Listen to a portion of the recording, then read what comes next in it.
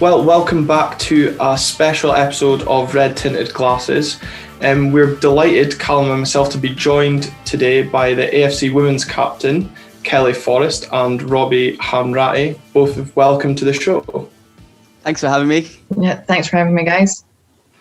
Calum, exciting to have a league-winning captain on the show.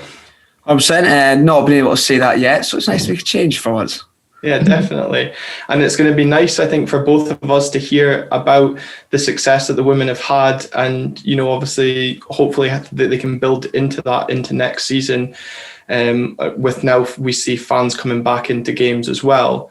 So, Kelly, how did it feel, first of all, to, you know, captain the side to glory, obviously a very dominant league campaign? Yeah, it was incredible, to be honest. Like, it's been, you know, I'm really, really proud, and to be captain, as you say, it's just been really, really special. It's been a tough half years getting back up to SWPL 1, and yeah, to do so, you know, with 10 points under in a really tough league was you know, just shows like that we've come on leaps and bounds, and you know, we're ready to tackle SWPL 1. And, you know, there's 16 wins, 76 goals scored. Obviously, it was, like we said, very successful. What do you think this success will mean for girls' football in the North East and Aberdeen in particular? Yeah, I think, you know, we as Aberdeen, we've always, you know, it's the standard and expectation from the club, quite rightly, is to, you know, to be the best. And I think, you know, us winning that league with such conviction and, you know, as you say, a high, you know, scoring tally is great. And I think it sets that standard across the North. You know, there's a lot of teams, a lot of good teams in the North as well. But it's good to know that, you know, people are watching us and we're putting on a performance too, not just kind of scraping by. Yeah. Obviously, you guys train and played most of the home games at Cormac Park this season, other than against the last game of the season. But how you found using those facilities? It must be great. Yeah, no, definitely. Cormac Park's special. Like, we've obviously trained well since I've been with Aberdeen years prior to Cormac Park opening up, and you know, there is really good facilities around Aberdeen, but Cormac Park's just got that like extra special kind of Aberdeen feel about it. You know, and the facilities themselves are exceptional. You know, it's good quality, brand new, loads of pitches, and you know, playing for Aberdeen and seeing other Aberdeen teams around you, albeit, you know, the men's and the boys' youth academy is really, really good. Mm-hmm.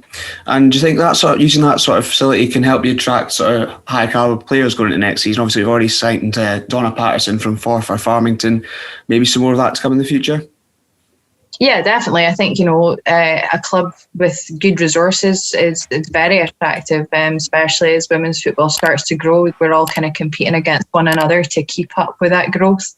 And Aberdeen's certainly, you know, put that out there with having such good facilities. I'd say it's probably one of the best I've been at in Scotland.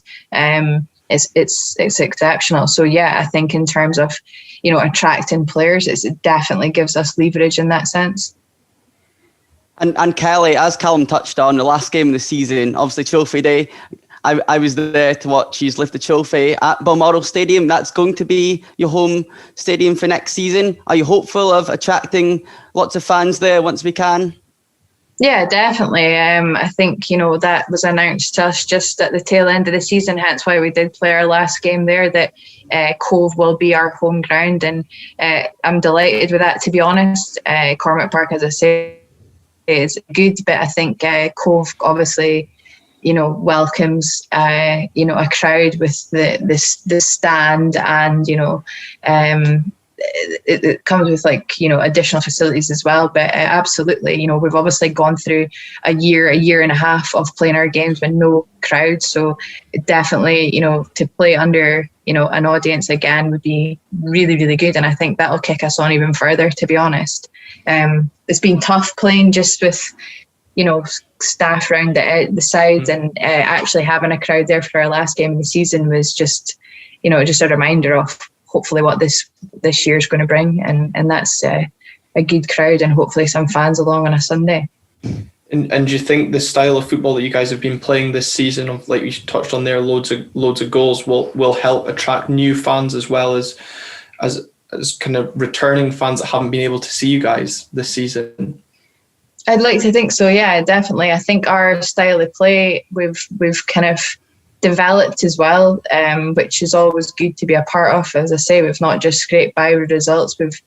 It's obviously winning's important and getting us promoted was the aim, but we've also improved. And I think that for like Emma and for like us as older players but the whole team really, to see continuous improvements is really, really good. And I think, as you say, the style of football we're playing, like we're pretty good on the counter attack, and I think that's exciting football to watch. Try and keep it tight at the back, but we've got like a lot of energy up front and a lot of variety as well. There's players playing loads of different positions, and we've got a good depth and players, as I say, that can play not just in one position but 2 or 3. So we've kind of got ourselves covered in that respect as well. And you touched on there, Emma Hunter obviously came in and has adapted this style of football and has got the results, the success that's come with it as well. Just how good has she been for the team, and obviously our coaching staff as well? A word on them. Special mention to Emma. She's had a really tough year. She's done a lot herself for a long period of time. She's relentless, but it comes to her so naturally in terms of managing people and desire to win. And to develop people as well. I feel like she's taken not just the youth, but myself as well. Like I've played football for a number of years now, and I can genuinely say that Emma's definitely taught me the most. And I feel like, as not giving away my age, but one of the older players in the team, I've developed the most in the last 2 years. So what she could do with a youth player, managing them for 2 to 4 years can be, life-changing for them. And I think she has done that. I think she's taken girls who are good to exceptional. And that comes from her technical knowledge and actually from her ability to coach them individually, but also create a good environment. So like her player selections comes with not just people's technical ability, but your attitude. And that's been a huge part to our success, is that she's created that environment which allows people to excel. And especially when you've got a younger team, I think that's really important. So, she's been great. She's been absolutely fantastic. And the style of play she's set us up to do, I think, is really exciting. Yeah, it sounds like, she's created that formula and it's paid off. And hopefully that once fans can get back into your games, hopefully in September, that they can see that and enjoy it and come on a regular basis. Yeah, definitely. I hope so, and I hope they enjoy it as well. I think that, as I say, there's a lot of youth, and I think there's a lot more to come from them. And me, hopefully. I can vouch to anyone listening that you won't be disappointed watching Kelly and the girls this season. Thanks, Robbie. I appreciate that. Talk going into next season, there must be confidence that you can carry on improving and make an impact on the SWPL 1 next season, isn't there? Yeah, definitely. I think that's why it's been important that we focus on the fact that we didn't just scrape by this league. We actually won it 10 points in the end, and it was a tough league. Like, it was a really tough league. So I think, we've got to take confidence to the fact that we've done really well in SWPL 2, and we're not just going up to be a number. Loads of potential in our team. We're not going to just take the foot off the gas. I think as before, we're probably not under as much pressure to win the league, but we certainly want to make our mark and embrace the challenge of these full-time teams. And I think it'll be exciting to see how the youth in our current squad cope with that. But hopefully, they're ready mentally. Mm-hmm. Yeah, you speak about potential in the side. You've obviously different spells. Would you say this is one of the most talented sides you've played with? I certainly think it's a different side. In the past, I would say Aberdeen's been made up of probably more people nearer my age. So the average age has probably been higher. But in terms of growth and what's to come, I think potential, yes. I think it's probably the most exciting squad. As I say, I'm personally excited to see them shine next year, to see everyone as a team and as a unit go into SWPL 1. Previously there's been great players come out of Aberdeen, and as I say, like, it's probably been more experienced squads going up to that league, but I think the game's kind of changed. I think there's a lot of younger teams in the league now, so it's probably on par with a lot of the setups in other clubs as well, relying, not relying, but made up of more youth players. Yeah, you talk about that step up to the SWPL 1. The first game of the season, September the 5th, you're playing against Celtic. A tough start, but one you're relishing, I guess? Yeah, definitely. I think playing, as I say, like Celtic, Rangers, City, who are, potentially full-time training a lot more than us, that's going to be, the challenge for us. But one, as you say, I think we'll relish. And just to see where we are, I think first game of the season as well. Like, I think anything goes in the first game of the season, personally. I don't think, I think everyone wants to win. I think it's a lot of pressure on the top teams. I certainly felt that last year when we played Dundee United, and God, that was like a 94th minute winner for us. But I remember driving to that game thinking, we really need to win this game. This was the first game of the season. It sets you off, doesn't it? So I think they're under more pressure than us. Yeah, some fighting talk there. But Robbie, you've been lucky to watch quite a lot of SWPL football this season. Obviously, you touched on there being able to cover some of Kelly's games and Aberdeen games. From your own point of view, from what you've seen of both Aberdeen and the Standard and SWPL, how do you think that the Aberdeen team will get on next season? I think the Aberdeen team should definitely relish being in the top division, and I definitely don't see them going to be in a relegation scrap as such. I really think with the players, the philosophy Emma Hunter is wanting to implement, I can see them, you see Spartans, Hibs around that 4th, 5th place. So in the division, I feel a first season back, consolidating around mid-table would be fantastic. Not to put too much pressure on you, Kelly, but I really think that the squad has potential to do really well next season. And as you say, these young players, like even Bailey Hutchison, top scorer in the league, but she's only got to grow and get better and improve playing with and against top players. Yeah, and as Kelly touched on there, kind of the exciting blend of the youth and experience, and an attractive style of football. It's certainly one that will be interesting to see how they come up against the likes of Celtic, Rangers, Glasgow City, as Kelly mentioned. So, yeah, certainly an attractive proposition. But Kelly, you had a lot of star performers in the team last season. Fran Ogilvie, she won June's Player of the Month there with 8 goals and 4 assists. Bailey Hutchison, who Robbie mentioned, 20 plus goals in SWPL 2 Player of the Year.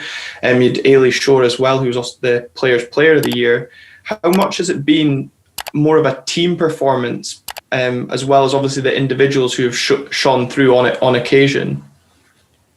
Yeah, I think, credit where credit's due, and stats don't lie. The girls that you've just mentioned there have been, exceptional. I mean, Fran's had a lot of accolades this month alone from, recognised by the league for Player of the month of June. She's been recognised by the club, Player of the Year. And yeah, her and Bailey have been fighting for, top goal scorers. So yeah, those, and I mean, Ailey Shore, I think she's probably been one of the best players in the league, without a shadow of a doubt, in my opinion. But, because, the stats, she's not got the stats to kind of back her up like Bailey and Fran in terms of goals, but she's incredible. But yeah, I think there's a team that, I feel have stepped up, and then that are younger as well. So like young Eva Thompson in the middle, she gets binned every weekend because she nips by people easy.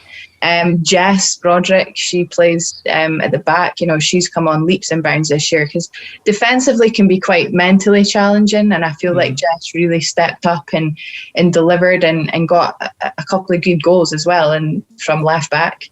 And not to mention Gail, our goalkeeper. She's only 16 and she just dominates. Like, I think crosses into the box or corners for a goalkeeper is really challenging, and I feel really comfortable with Gail in goals at corners, and she's brave. So, they don't necessarily get all the kind of the goal stats, but there's a lot of young players that have stepped up, and then we've got young Jenna Penman and Bailey Collins that have come into the squad as well. Again, just not afraid, really confident, and really competing to get in the team.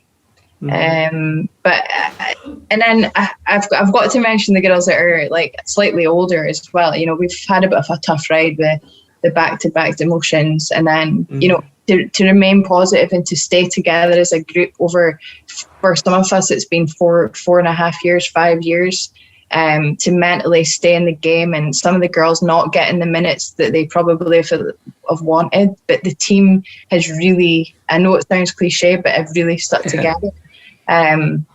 Whether they're getting minutes or not, on the sidelines, it's been an all-round performance. And I think everyone should be really proud of themselves. Yeah, it definitely sounds like there is a good squad, togetherness. Yeah, definitely. Off the pitch as well, and probably the boring bus journeys that we're always kind of having a moan about. But, we spend a lot of time together, so it helps, Yeah. I think the team cohesion you've just spoke about, as well as obviously the solid defence you mentioned earlier, will have contributed as well. But only conceding in one of the 7 games between the month of November and June, that is brilliant. That must give you good confidence going into next season as well, to build off that. And as you mentioned, a good counter-attacking side too. Yeah, I'm glad you mentioned the clean sheet. There you go. Yeah, no, definitely. Even in training, we're mega competitive. So yeah, on a Sunday, clean sheets for us in defence is massive. We've won games like 7-1 or 5-1. That annoys me. So, and as a team, it annoys us as well. But we've obviously got to put things into perspective. It's about winning the game. But yeah, clean sheets are mega important for us. And it's something else that Emma's worked on with us, as a defensive unit. I think being more structured and being more organised and playing out from the back so that we've got better opportunity going forward, whereas that probably wasn't installed enough before Emma's time. Yeah, it's great to not let complacency set in and have that high standards, but looking ahead to next season, it's not just the league, which you've already touched upon. There's also got to be the Scottish Cup and there's the SWPL Cup, both which weren't played last season for obvious reasons. So yeah. Aberdeen's been joining a group with Rangers and Motherwell, who have obviously recently signed Glasgow City stalwart Leanne Crichton, and also in a group with Boroughmuir, Thistle and Queen's Park. Taste your group draw. Are you girls relishing that draw? Yeah, I think it's, obviously we've played against Boroughmuir and Queen's Park last season. Maybe you would question in any normal year, have they kind of restructured and regrouped? But I think probably like us, they've probably not had that much time. If they have brought in anyone else new, it'll be just as fresh for any of their new players. So I don't think they will have changed that much. So that's kind of good to know that we've got an idea of what Boroughmuir and Queen's Park are like, and give Boroughmuir their due. I think they've improved, drastically. I think we bet them 8-0 at the start of the season, albeit we were pretty good that day. But then, they gave us a tough tie at the end of the season just gone. We only won 4-2, and so they've improved significantly. But I think the group's kind of good for us. I think it gives us we start against, I can't remember if it's Boroughmuir. I think it is Boroughmuir. It's Boroughmuir, yeah. Queen's Park, and then Motherwell. So arguably you could say it's kind of getting harder as we go along. But I think probably for us, a good challenge for us and a potentially a really good confidence booster for me would be to go and beat Motherwell. I think, they're on par with us in terms of, well, from what I'm aware of, I think they probably, in terms of resources and their schedule, is probably more similar to ours in comparison to, say, Rangers, who are got a full-time setup. Kelly, you mentioned Rangers. Rangers have obviously signed Scotland international striker Jane Ross, sure you got half hour in your back pocket when you play? Well, I like to try my best. That's the sort of thing I will relish. Challenges like playing against someone of Jane Ross's standard.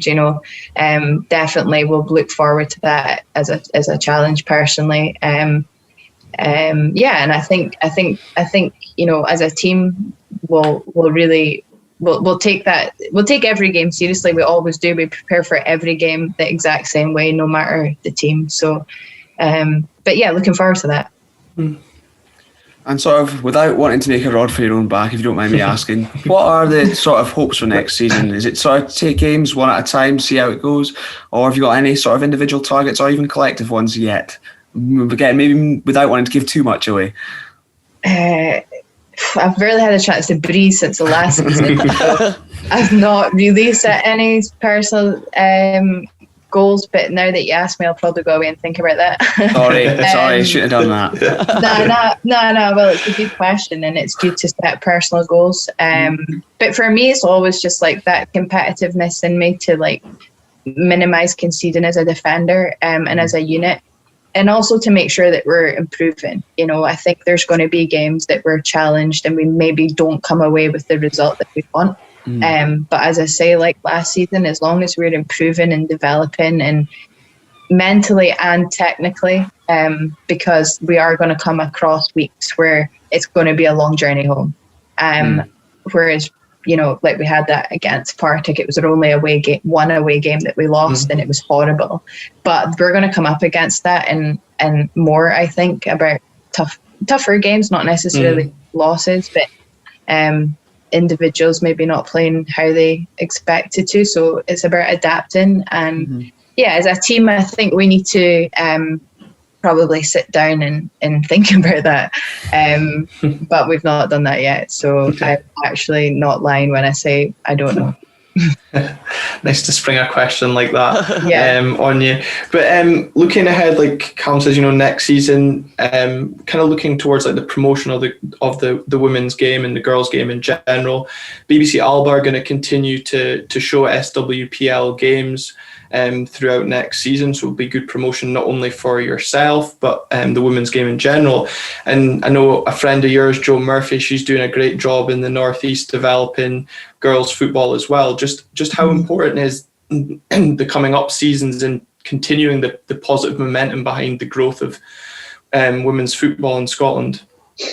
Oh yeah, it's massively important. That's why you need people like Jo Murphy. Like, she's just driven, like Emma, like mega passionate about developing the game up here. And for years, Jo has been, exceptional at doing that. Whether it's getting, crowds down to Hampden to support the first team or setting up camps up here in the north. She's done a great job. It's people like Jo and volunteers in the past in women's football who, probably haven't had the plaudits that a lot of people are getting now that have got us to where we are. So we shouldn't ever forget that. But having BBC Alba on board and showcasing the games on a Sunday is what every footballer wants to be involved in. So hopefully the young girls don't get too intimidated by the TV and can focus on the game. But it's great to see BBC Alba, and hopefully they come up here and get one of our home games, because I think that would entice a crowd as well. Yeah, you maybe need to put in a word with Jo to get her to organise some buses along to Cove instead of Hampden. From town. Yeah. Well, even if she can get the local girls teams involved and get them coming along, I'm sure they say seeing the AFC Women winning the league and obviously performing well, if you can get that on board. I know like the men's team, they do the Dons Day Out where they get schools along and boys football teams along to Pittodrie and Merkland stand. So if the club could come up with something from on the women's side to help them out, it's all benefits the club all around, I think. Yeah, definitely. I think that especially as you get older, you want to make sure that you're setting a good example. And I think right now, like as we've spoken about, we're playing football that it's not only exciting to the young girls but to their parents as well. So hopefully like they're inclined to take their kids along and even just come and see what it's like first time round. We had a lot of the youth teams at our games before when crowds were allowed. So it's really good to see and get them involved 100%. Yeah, and you spoke there about earlier in the episode about young players coming through. Eva Thompson, you touched on there picking up Young Player of the Year and getting kicked about. Is there any other players that we should be watching out for coming through the team next year, without putting too much pressure on them from their captain? No, I think we've just asked Hannah, Innes, and Nadia up to the squad, and both have stepped up to the mark. Nadia came on in a game away from home to Hamilton where we were 0-0 with 5 minutes to go, and she set up the winning goal. She crossed a brilliant ball into Bailey, and she came on with no fear, and we won the game, and it was a massive win for us. So yeah, she came on and did her job. And Hannah as well, she's come in a position right back, which is probably not her first choice position, but no complaints, and she's just come in and done her job. But actually, we had a bounce game yesterday, like as a kind of one of our season kind of prep games, and we had a lot of the younger girls come in. There was like 5 of them, and I have to say all 5 of them were not afraid, and that's what I like to see. They weren't shying away. They didn't act like they were intimidated when they were playing, albeit maybe when they first walked over to come and do the warm up. But I like that. I like that they weren't afraid, and I like that they came in and continued to ask for the ball and really relished the opportunity to shine, and they took that opportunity for me yesterday. So I was chuffed with that. It's exciting to hear. Yeah, that can only be encouraging, really. And Robbie, I suppose from a fan's point of view, who do you think we should be keeping an eye out for next season? I definitely think the 2 players that Kelly mentioned, that's why I'd written down in my notes. Hannah Innes, when I watched her against Queen's Park near the end of the season, she came on as a second half substitute and she just fitted in seamlessly. I said this to Emma after the game. It seems like every single one, from youth players to experienced players, have bought into the style that wants to be implemented. And it looks like, along with players like Lauren Campbell, who I think is outstanding for the women's side, she seemed to speak, and Carrie Dogg seemed to speak through these younger players, and yourself, Kelly. And I think that can only do these players like Hannah, like Nadia, the world of good. And as we say, people like Eva Thompson, nominated for under 17's young player of the season for the SWPL, people like that, she's only got to improve as well. So I think it's a really exciting time, and there's a lot of players, as you say, that we might not know much about that played in yesterday's friendly that might break through and score a winning goal against Celtic on the opening day of the season. Yeah, definitely. I think like Nadia, like when she came in against that game against Hamilton, that game away from home, away in Glasgow, wasn't intimidated, came on and, flew down that right wing and played in a perfect ball for Bailey, tuck away. I think as well, when you touch on about the young players coming through, what you touched on there about Emma earlier and her ability to develop these players, it certainly sounds there's a lot of exciting talent coming through and they've got the right mentor. Robbie touches on the experience, yourself and Lauren, like helping them in the game, but also off the pitch in training in Emma. So yeah, really exciting times at the club. Yeah, definitely. I think I think female football is probably slightly different from mentoring or certainly coaches that have mentored or coached boys teams previously. I think female football is slightly different just in temperament, in terms of like how we approach games, and that can be quite a shock to people that have only coached in male environments.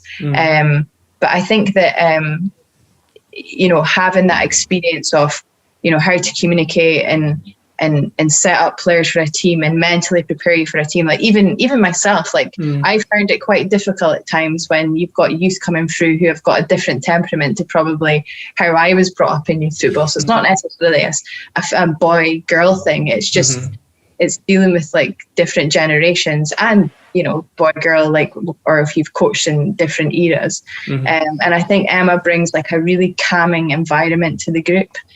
And to be honest, I've had to learn off it as well in terms of leadership and stuff, because as I say, it was slightly different when maybe me and Lauren were younger and how you coach the youth. So Emma really brings that, as I say, a really calm environment and a really really kind of reassuring approach to what she's saying, and you've got confidence in everything that she says. No, it's exciting to hear. And Robbie, I know obviously next season you'll still be heavily involved in the women's game from a reporting side, but Calum, from both of our point of views as a fan, the Sundays that we've got spare, it'd be certainly good from what we've heard. It's an exciting project, and the games will hopefully be exciting as well. We could take one in as a fan's experience. I think so, yeah. It sounds brilliant to me, watching Aberdeen win on a Saturday and Aberdeen winning on a Sunday. Yeah. What could be better? Perfect double. No pressure now, Kelly. Yeah. I've just got a final note for Kelly. You'll have to be knocking on the chairman's door soon with teams like Hearts. They've got a new manager. They're speaking about investing more. Spartans have just went semi-professional recently, putting these players on contracts. Do you think that's a conversation that's going to be had before the start of this season? I'm not sure. I think that is definitely the objective of the club. There's never been a doubt in my mind that Aberdeen want to grow the women's side of the game. So I'm sure there's ongoing discussions that'll come at the right time. It's obviously just been a bit manic for us, so that's the kind of last thing I've thought about, to be honest. But I do think that mentality exists at Aberdeen. So hopefully in the future, whether it's just round the corner or slightly later on, I'm not sure, but it's definitely something that I think Aberdeen will look to do. And you never know, we could maybe get a women's game taken in at Pittodrie. It would be nice to see, with obviously the Red Shed coming into play this season, if we could get a level of support in that behind the women's game as well.